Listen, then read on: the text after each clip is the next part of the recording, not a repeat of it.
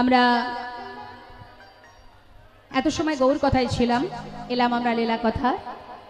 ভগবান কৃষ্ণচন্দ্র আস্তে কথা নয়, কথা বললে কথাই সময় চলে যাবে। সময় কারোর বন্ধু নয়, কারোর জন্য অপেক্ষা করবে না। কাল বড়, কালের কবল এমনই, কে জানে মা কখন কার সময় ফুরিয়ে যায়, তাই না? কি যায় রাধে? আমাদের পরম সৌভাগ্য আজ এই সাধুগুরু বৈষ্ণবের মাঝে বসে হরিনাম শ্রবণ করছি। কে জানে কতটুকু সময় আমাদের আর আছে, শেষ নিঃশ্বাস কখন ত্যাগ হয়ে যাবে। তার কয়েকদিন আগেই তার প্রমাণ আপনারা পেলেন চোখের সামনে। জীবনে এই 25 সাল পড়াতে কত রকমের দুর্ঘটনা ঘটছে মা, এখনো জানি না যতদিন এই ধরায় থাকবো আরো কি দেখতে হবে। একজন দুজন নয়, 250-র উপরে প্রাণ চলে গেল। তারা কি জানতো কত স্বপ্ন নিয়ে, কত আশা নিয়ে ঘর থেকে রওনা হয়েছিল? কত আশা ছিল তাদের মনে, একবার চিন্তা করে দেখুন। এখানেই স্বর্গ, এখানেই নরক মা। আমাদের সব থেকে বড় আনন্দের বিষয়, এখনো পর্যন্ত আমরা সাধুগুরু বৈষ্ণবের সঙ্গ পাচ্ছি, কৃষ্ণ নাম শ্রবণ করতে পারছি। এক একটি দিন উঠছে, দিনের আলো প্রকাশ হচ্ছে, সূর্য দেখছি আমরা, চোখের পাতা খুলতে না খুলতে দিনের আলো দেখতে পাচ্ছি।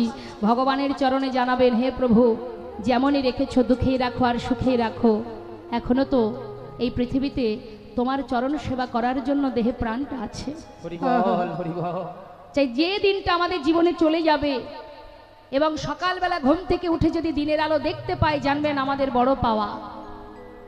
সকালবেলা ঘুম থেকে উঠে ভগবানের চরণে প্রণাম করে, তার চরণ স্মরণ করে দিনের প্রত্যেকটি কর্ম করবেন।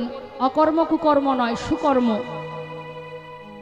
সকালবেলা ভগবানের চরণে যখন জানাবেন যে আজ এখনো আমি জীবিত বেঁচে আছি, আজ আমি আমার জন্য, সংসারের জন্য, আমার দায়িত্ব কর্তব্য পালনের জন্য যে পথেই আমি যাব, যে কর্মই করব, যদি সেই কর্ম সঠিক কর্ম হয়, তাহলে তুমি আমার পাশে থেকো প্রভু। হরি বল, হরি বল। যেন তোমায় সঙ্গে করে নিয়ে, তোমায় সাথে করে নিয়ে চলতে পারি। আর যেদিন শেষ নিঃশ্বাস ত্যাগ হবে, যেন তোমাকে স্মরণ করতে করতেই যেতে পারি। এটাই গৌর, হরি বল, হরি বল। কারণ শাস্ত্রে আছে, মৃত্যুকালে যদি যে বাসনাই করুক না কেন, শেষ নিঃশ্বাস পরিত্যাগের সময় যদি ভগবানকে স্মরণ করা হয়, তার জীবনের যত পূর্বের যত পাপ, যত অপরাধী থাকুক না কেন, সমস্ত পাপ দূরীভূত হয়ে সে গোলকধামে পৌঁছে যায়। তাই মৃত্যুটা যেন ভগবানের স্মরণ করতে করতে হয়। তাহলে আমাদের প্রতিটা মুহূর্ত স্মরণ করতে হবে, নিঃশ্বাসে প্রশ্বাসে জপ করতে হবে। যদি অন্তিম সময়ে ভগবানের নাম জপ করতে হয়, তাহলে প্রতিটা মুহূর্ত করতে হবে।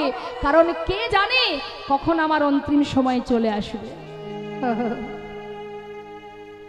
চিন্তা করে দেখুন, দুটো ছোট্ট ছোট্ট কন্যা সন্তান, 1 সপ্তাহ আগে মা মারা গেছে, লন্ডনে তার বাড়ি। সেই মা মৃত্যু আগে স্বামীকে বলেছিল আমার অস্থিটা নর্মদায় ভাসিয়ে দেবে। তাই সন্তান দুটোকে, কন্যা সন্তানকে মা বাবার কাছে রেখে স্ত্রীর শেষ ইচ্ছা পূরণের জন্য সেই অস্থি নিয়ে এসেছিল নর্মদা, গুজরাটে। গুজরাটে এসে নর্মদায় তার স্ত্রীর শেষ বাসনা পূর্ণ করে যখন তার স্বামী ঘরে ফিরবে, তখনই বিমান দুর্ঘটনায় সেও চলে গেল।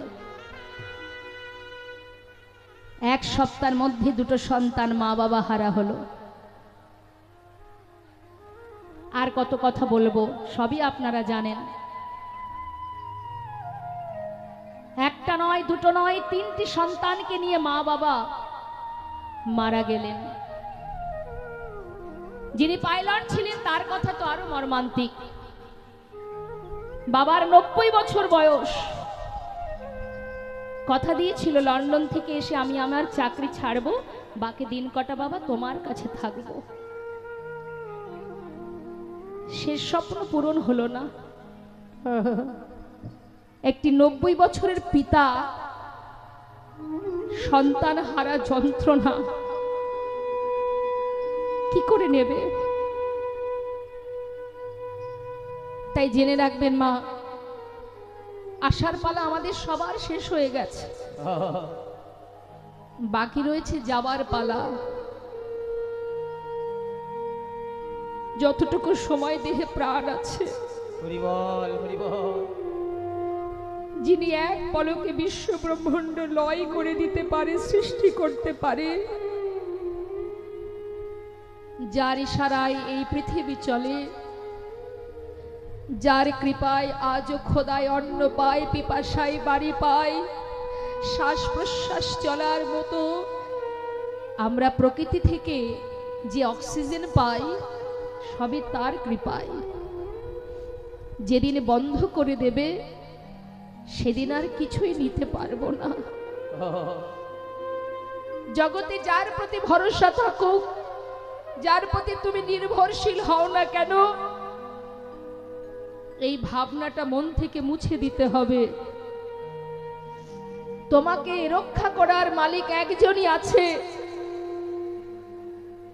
তোমাকে বাঁচানোর একজনই আছে। রাখে হরি মারে কে, মারে হরি রাখে কে।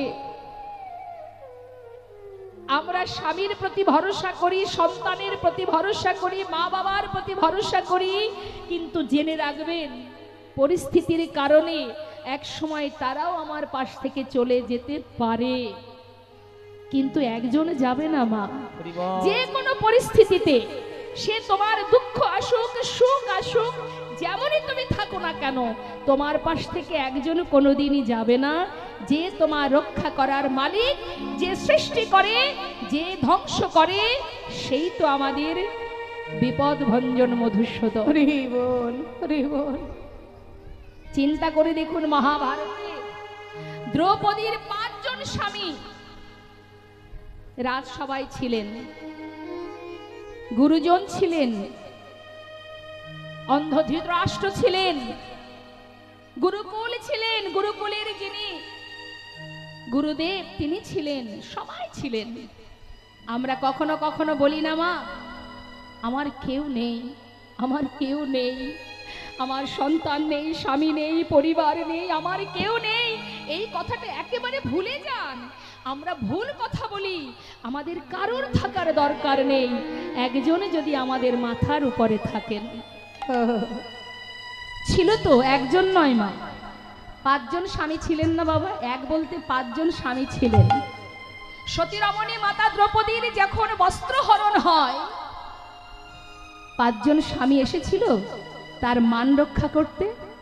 গুরুজন যারা ছিলেন তারা এসেছিলেন রক্ষা করতে, নারী জাতির মান সম্মান রক্ষা করতে এসেছিলেন কেউ একজন এসেছিলেন, একজন। সে জানে কেউ আমার রক্ষা করুক বা না করুক, একজন করবে। সারা জীবন ধরে যদি বস্ত্র টানতো দুঃশাসন, তবু বস্ত্র শেষ হতো না। হরিদাস ঠাকুরকে চাবুকের আঘাত করছে পাষণ্ডগণ, যখন পাষণ্ড মারছে, পাইক পেয়াদা আঘাত করছে, কেউ ছিল হরিদাস ঠাকুরের পাশে? কেউ ছিল মা? হরিদাস ঠাকুরের পাশে কেউ ছিল যখন তাকে সর্ব অঙ্গ থেকে রুধির ঝরছে, সর্ব অঙ্গে হাজার হাজার চাবুকের আঘাত, কেউ ছিল তার পাশে? তার মুখে শুধু একটা কথা, কৃষ্ণ কৃষ্ণ কৃষ্ণ কৃষ্ণ। রক্ষা করেছিল কে? সেই গোবিন্দ।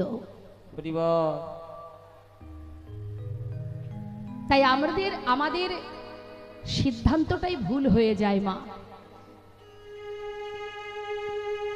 চলে যখন আমাকে যেতেই হবে, চিরকাল এখানে আমরা থাকবো না, যেতে যখন আমাকে হবে, তাহলে আমার জায়গাটা যেন সুন্দর হয়, যেন আমাকে নরকগামী হতে না হয়।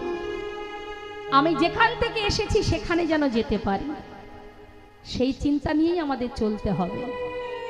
তুমি জেনে রাখবে, সংসার জীবনে চলতে গেলে অনেক ভুল, অনেক অন্যায়, অনেক পাপ কর্ম অনেকে করে থাকেন, কিন্তু এটা মাথায় রাখবেন, সে কর্মের ফল বেশি দিন লাভ করা যায় না। তুমি কষ্টে আছো, দুঃখে আছো, কৃষ্ণের প্রিয় সখা সুদামা সারা জীবন একটু একটু করে সব শেষ হয়ে গেছিল।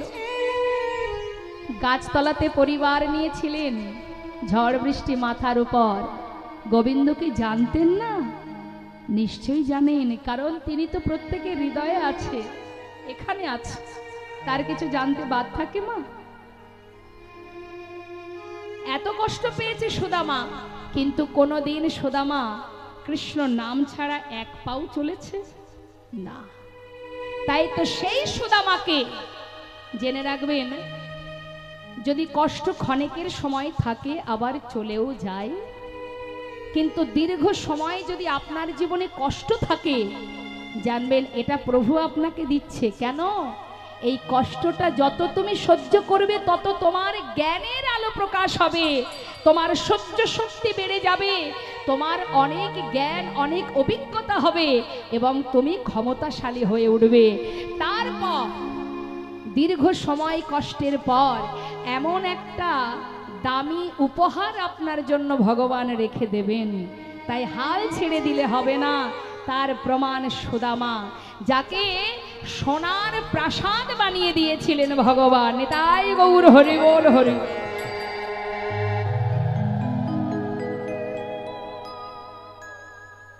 তাই ভক্ত হওয়া সহজ কথা নয় মা। সবার কাছে নিবেদন, ভরসা নির্ভরশীল। আমি, আমার সন্তান, আমার স্বামী, আমার পরিজন সবাই যেন কৃষ্ণমুখী হয়, সেই দিকে আপনাদের লক্ষ্য রাখতে হবে। কারণ গোবিন্দ ছাড়া আমরা তার কাছে নিমিত্ত মাত্র, সে ছাড়া আমাদের আর কেউ নয়, কেউ নেই। তিনিই পারেন। তাই তো